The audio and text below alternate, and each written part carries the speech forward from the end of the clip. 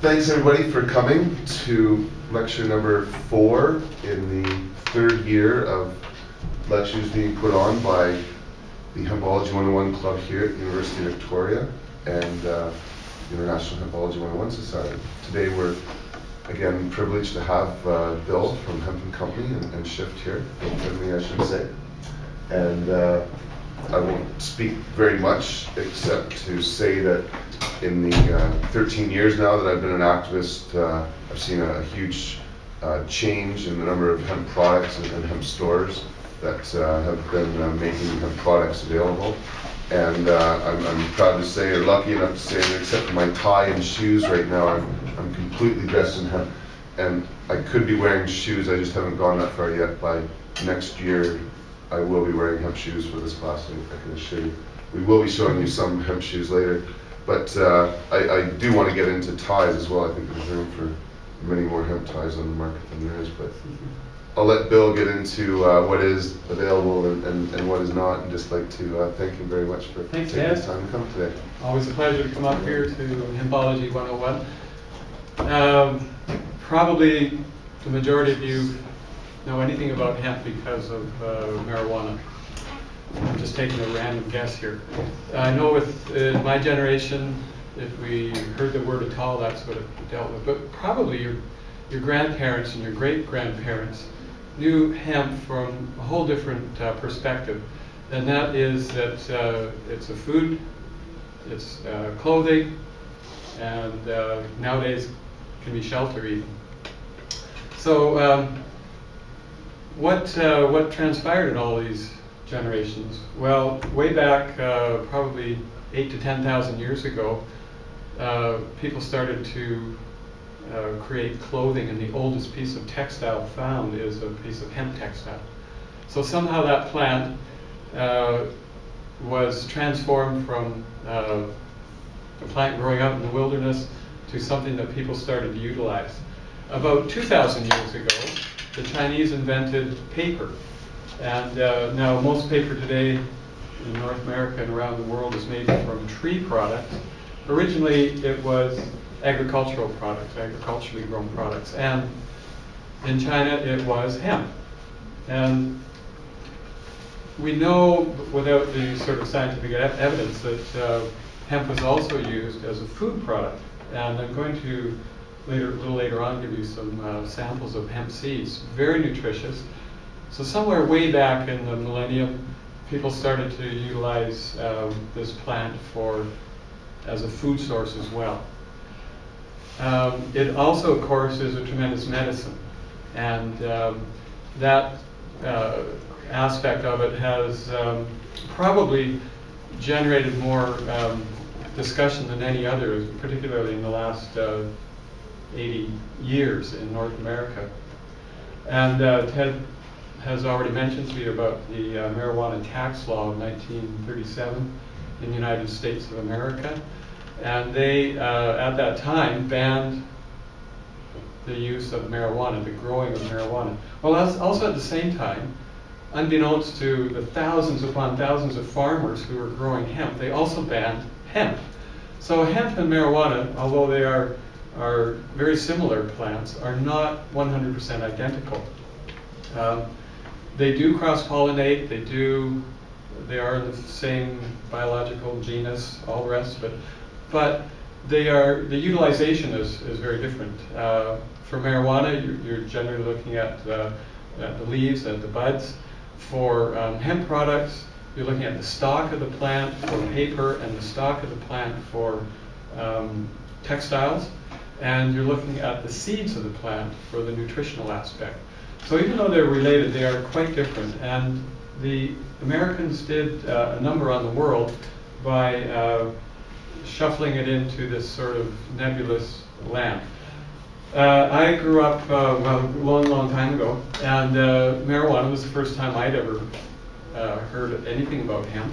And despite the fact that I have a degree in history, I never had heard anything about hemp at all in any of the historical classes that I had ever taken, either Canadian or American.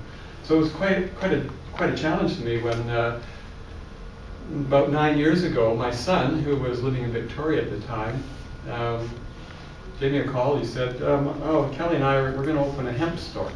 I was, "Oh, that's kind of cool. What does that mean?"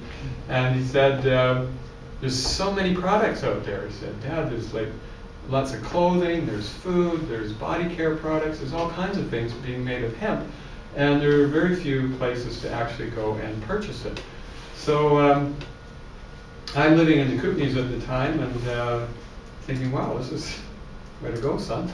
So about 9 years ago, he and his friend opened Hemp Company, and the purpose was to highlight what many products could be made from hemp. So I got quite inspired and quite interested and did some research and found out he was totally on the right track, and opened a little store in a little town called New Denver in the Kootenays. About 4 years ago, I moved to Victoria and took over our local shop, and since then we've expanded. We have 2 hemp companies in Victoria. We also have a Shift Natural Fashion, which is same idea, but kind of a younger mode of styles going on in it. And we still have our Hemp Company in Nelson, BC. So we're little, but we're probably in the world of hemp relatively large. So I'm here to talk about products, and Ted has given me some lovely photographs to utilize here. Hemp is a plant that grows very densely.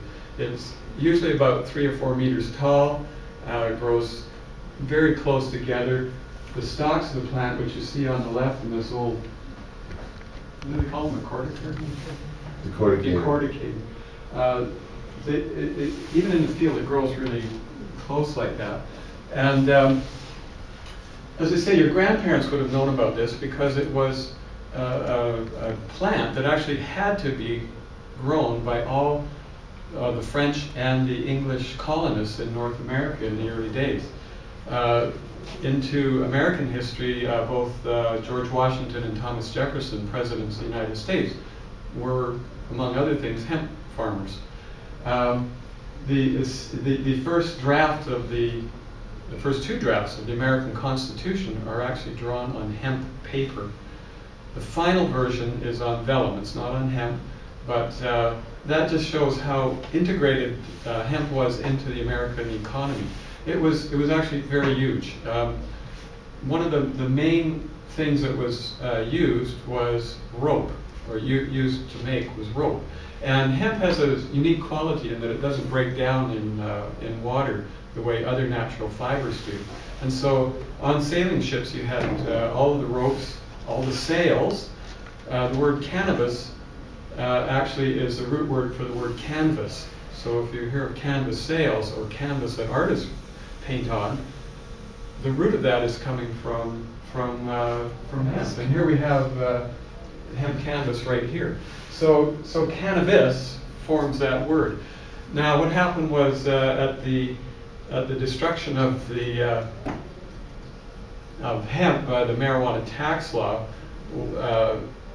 all of these products didn't just disappear. They transformed into something else. And one of the big things was, did you talk about the chemical companies, etc.? A little bit. Yeah. A little bit. Okay. So very briefly, what happened through the marijuana tax law, it seems that despite just trying to get rid of the evil weed, they were really also trying to get rid of hemp as a competitor for cotton, hemp as a competitor for trees to make paper, and hemp as the biggest one probably was through the chemical companies, primarily DuPont, Dow Chemical, that had just very recently in that time, this is in the 1930s, had invented nylon. So what replaced hemp rope on ships were nylon ropes. And what